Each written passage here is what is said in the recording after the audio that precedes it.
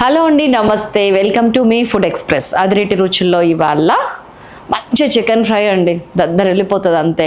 చేయటం చాలా ఈజీ. ఏమేమి చేద్దాం, ఎలా చేద్దాం అనేది చూద్దాం రండి. ఇంగ్రీడియంట్స్కి వస్తే గనక జీలకర్ర, ధనియాలు, చెక్క, లవంగ, యాలుక, బిర్యానీ ఆకు, జాపత్రి, అల్లం, వెల్లుల్లి, పచ్చిమిర్చి, ఉల్లిగడ్డ, టమాటా, చికెన్, ఉప్పు, కారం, పసుపు, ఎండుమిర్చి, కొత్తిమీర, కరివేపాకు, కొద్దిగా ఆయిల్. ఇదిగోండి, ఇవన్నీ వేసేస్తున్నా. ఫస్ట్ మసాలాలు చూడండి. ఒక్క బిర్యానీ ఆకు వేస్తున్నాను మసాలాల్లో, బాగుంటుంది. జాపత్రి 2 రెక్కలు, ఒక ½ కేజీ చికెన్, చెక్క చిన్న ముక్క, యాలక్కాయలు ఒక 3, లవంగాలు ఒక 7-8, కొంచెం ఒక 2 ఎండుమిరపకాయలు వేయండి, బాగుంటుంది టేస్ట్.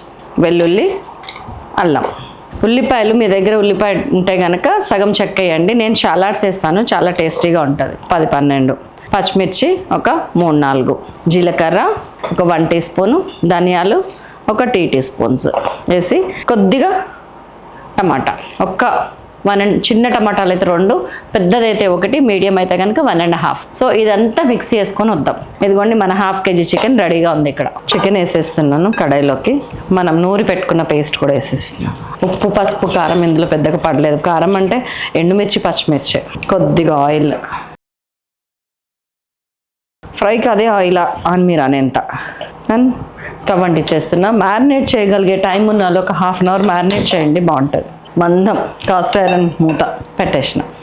సో ఇట్లాగా ఉడకనియండి ఒక 20 మినిట్స్ అండి.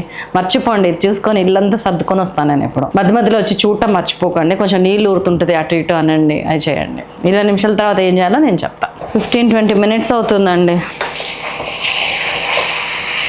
ఆహా, ఇప్పుడే దగ్గరకు వచ్చి గట్టి పడుతుంది. ఈ టైంలో మనం మిగతా అన్నీ వేసేద్దాం.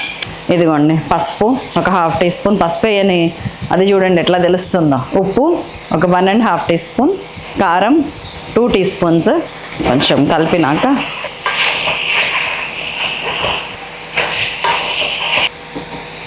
కొద్దిగా మిరియాల పొడి వేస్తున్నాను, ఒక ½ టీ స్పూను. అసలే నల్లగా ఉంది, మళ్ళీ ఇప్పుడు మిరియాల పొడి బాగుంటుంది. ఇదిగోండి, ఉల్లిగడ్డ ఇప్పుడు వేస్తున్నాను, అంటే దించే ఒక 5 నిమిషాల ముందు. కొత్తిమీర కూడా వేసేసి, కరివేపాకు కూడా వేసేసి ఇప్పుడు కలుపుదాం మొత్తం. కొంచెం ఉప్పు పడుతుంది నాకు తెలిసి. దీంట్లో నిమ్మకాయ వేసుకుంటారా వేసుకోరా అనేది కంప్లీట్గా మీ ఇష్టం. ఆయిల్ మహా అయితే 2 టీ స్పూన్స్ అండి. ఉల్లిపాయలో వచ్చే వాటర్తోనే ఇప్పుడు ఇది ఉడకాలి, వేగాలి. అందుకని నేను ఇట్లా లాస్ట్కి వేసాను ఉల్లిపాయ. చాలా బాగుంటుంది. మీరు వేసిన మసాలాలు అన్నీ ముందు ముక్కకి సింక్ అయిపోయిన తర్వాత ఉప్పు, పసుపు, కారం, మిరియాల పొడి ఇట్లాంటివన్నీ కోటింగ్ అంతే. దీన్ని కొంచెం సిమ్ చేసేస్తున్నాను. ఇప్పుడు పెద్దగా నీళ్ళు వరదు, వేగుద్ది అంతే. మూత పెట్టేస్తున్నాను ఒక 5 మినిట్స్. 5 నిమిషాలు అయిపోయిందో. ఇంత మంచిగా ఫ్రై లుక్ వచ్చిందో చూడండి. ఎంత నోరు ఊరుతుందంటే నిజంగా.